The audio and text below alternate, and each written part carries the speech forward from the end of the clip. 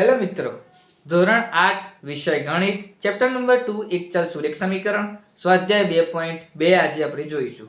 ગયા વિડીયોની અંદર આપણે સ્વાધ્યાય 2.1 સંપૂર્ણ રીતે પૂર્ણ કર્યું. 10 એક્ઝામ્પલ આપણે ગણ્યા હતા વિસ્તૃત માહિતી સાથે. આજે આપણે સ્વાધ્યાય 2.2 વિસ્તૃત માહિતી સાથે સમજીશું. ગયો વિડીયો ના જોયો મિત્રો તો જોઈ લેજો, પછી આ વિડીયો તરફ આવજો. તો ચાલો વિડીયો તરફ. સૌપ્રથમ સ્વાધ્યાય 2.2 x/2 -1/5 બરાબર x/3 +1/4 આપેલો છે. હવે આ સંખ્યાને આપણે કઈ રીતે કરીશું બરાબર? તો સૌપ્રથમ આપણે એવું લખી દેવાનું. પહેલા x/2 આપણે એમને એમ જ લખી દઈશું. x/2 સૌપ્રથમ પહેલા એમને એમ લખી દઈએ. હવે જે આ સંખ્યા છે એના જેવી છે, તો આ સંખ્યાને આપણે આ બાજુ લાવીશું. તો સૌપ્રથમ આ પ્લસમાં આપેલી, તો આ પ્લસની જગ્યાએ માઈનસ થઈ જશે. તો આપણે માઈનસ કરીએ x/3. આ તો એમના એમ જ સંખ્યા રહેશે બરાબર. હવે એ સંખ્યાને હોય લાવ્યા તો આપણે એવું લખવાનું કે x/3 ને ડાબી બાજુ લેતા. આવું પહેલા લખવાનું, પછી બાજુ લાવવાનું બરાબર. હવે બરાબર કરીશું. આ સંખ્યાને તો એમને એમ જ મૂકવાની બરાબર. વધુ કયું 1/4 એમને મૂકી દઈએ. હવે સૌપ્રથમ પહેલા આપણે આ લખીએ. જો હવે જે આ સંખ્યા જે આવી એને એમને એમ પહેલા રાખીએ x/2 x/3 બરાબર. હવે આ જે સંખ્યા છે એ આના જેવી છે, તો આ સંખ્યાને આ બાજુ લઈ જઈશું. તો શું કરીશું કે -1/5 ને જમણી બાજુ લેતા એવું લખી દેવાનું બરાબર. હવે લાવી દઈએ તો પેલા 1/4 જેમ હતા એમ પ્લસ થઈ જશે, માઈનસ નું પ્લસ 1/5. હવે જે કરવાનું છે કરવાનું. હવે એકબીજા સાથે ક્રોસ ગુણાકાર કરી દેવાનો. કઈ રીતે જોઈએ? x * 3 3 * x 3x 2x ભાગ્યા 3 એકબીજા સાથે નેચર ગુણાકાર કર 3 × 2 = 6. આવી રીતે કરવાનું. પછી આમાં પણ ક્રોસ ગુણાકાર કરી દેવાનો. 5 * 5 4 * 4 વચ્ચે પ્લસ નું નીચે હોય તો પ્લસ નું, માઈનસ નું હોય તો માઈનસ. નેચર એકબીજા સાથે મલ્ટીપ્લાય 4 × 5 = 20. હવે શું કરશો? હવે શું કરવાનું?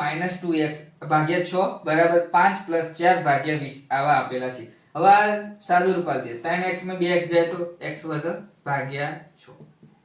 5 ને 4 9 9 ભાગ્યા 20. હવે આ શું કરશો? x ભાગ્યા 6 બરાબર 9 ભાગ્યા 20 આવું હતું પહેલા બરાબર. હવે આ સંખ્યાને શું કરશું? તો આટલે એવું લખી દેવાનું. બંને સંખ્યામાં 6 વડે ગુણતા. બંને સંખ્યાને 6 વડે ગુણી નાખવાનું. કઈ રીતે? તો જુઓ, x ભાગ્યા 6 તો લખવાના જ, ગુણ્યા 6 કરવાના. 9 ભાગ્યા 20 તો લખવાના જ, ગુણ્યા 6 કરવાના. હવે 6 વડે ઉડાડી દેવાના. જેમ x/6 ગુણ્યા 6 9 ભાગ્યા 20 ગુણ્યા 6 એવું આપેલું છે. તો 6 ઉડાડી દીધી તો વધ્યું કે x વધ્યો. હવે આના પર શું કરીશું? 6 આટલા 10 વચ્ચે, આટલા 2 વચ્ચે, આ 3 વચ્ચે સોરી. હવે કેટલા વધ્યા? 9 તરી 27 27 ભાગ્યા 10 x બરાબર 27 ભાગ્યા 10 મળે.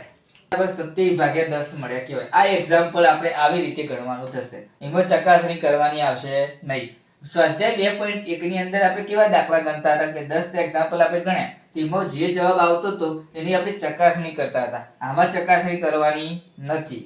તો આમાં ડાયરેક્ટ એક્ઝામ્પલ મળી જાય, એની કિંમત મળી જાય. ચાલો કે x શોધવાનો હોય તો x શોધીશું, y શોધવાનો તો y શોધીશું, z આપેલું તો z શોધીશું. આવી રીતે શોધી પૂર્ણ કરવાનો દાખલો. બસ બીજું n/2 -3n/4 5n/6 બરાબર 21 આપેલો છે. આવું એક્ઝામ્પલ આપેલું છે. હવે શું કરશો? હવે આપણે ધ્યાનથી જુઓ. નેચર જે સંખ્યા આપેલી છે બધાની અંદર અલગ અલગ આપેલી છે. તો દાખલાની શરૂઆત પહેલા આપણે જે સંખ્યા આપેલી એ સમાન હોવી જોઈએ તો દાખલો શરૂઆત થઈ શકે.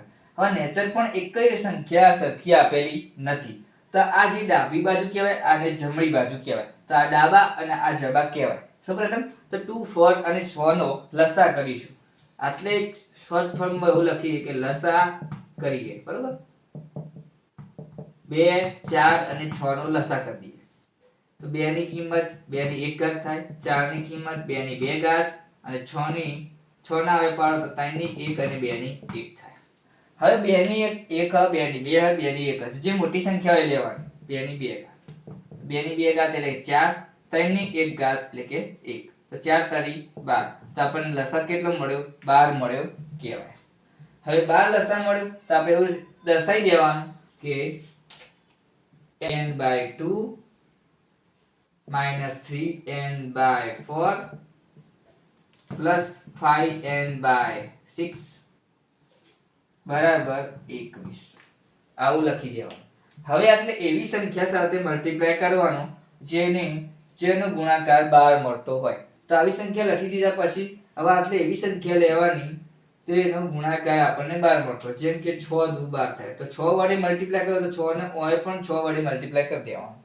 પછી 4 ને એવી સંખ્યા સાથે મલ્ટીપ્લાય કરો તેનો ગુણાકાર આપણને 12 મળતો હોય. જેમ કે 4 તરી 12 તો ઓય પણ 3 વડે મલ્ટીપ્લાય કરી દેવાનું. પછી 6 ની વાત કરીએ તો આમાં એવી સંખ્યા સાથે મલ્ટીપ્લાય કરો તે સંખ્યાનો ગુણાકાર 12 મળતો હોય. અને 6 દુ 12 તો આને પણ 2 વડે મલ્ટીપ્લાય કરી દેવાનું. આમાં કશું કરવાનું નથી. હવે શું કરશું? હવે આપણે મલ્ટીપ્લાય જે કર્યો એને કરી દઈએ. જેમ કે 6n કરી દેશું ભાગ્યા 6 દુ 12. પછી 3n 3 તરી 9 તો 9n ભાગ્યા 12 + 5n એટલે 5 દુ 10n ભાગ્યા 12 બરાબર 21. હવે બધાની અંદર 12 નેચર બધામાં આવી ગયા છે. એક જ સંખ્યા આપેલી છે. હવે જે શું કરવાનું એ હું સમજાવું.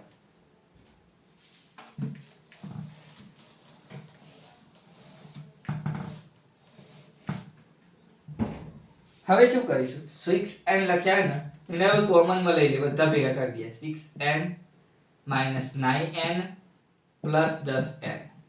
ભાગ્યા 12 બરાબર 21. આવું કરી દીધું. હવે શું કરશો? આને સામાન્ય કાઢી લખી દઈએ. જે અક્ષર આપણને મળશે 7n ભાગ્યા 12 બરાબર 21. હવે શું કરશો? એટલે 7n આપ્યા. હવે આ બે સંખ્યાને કેટલા વડે મલ્ટીપ્લાય કરીશું? 12 વડે મલ્ટીપ્લાય કરો એટલે ગુણતા બંને સંખ્યાને લખી દઈએ. જેમ કે 7n ભાગ્યા 12 × 12 21 × 12. હવે 12 ઉડી ગયા, વધ્યા 7n બરાબર 21 × 12 એવું લખી.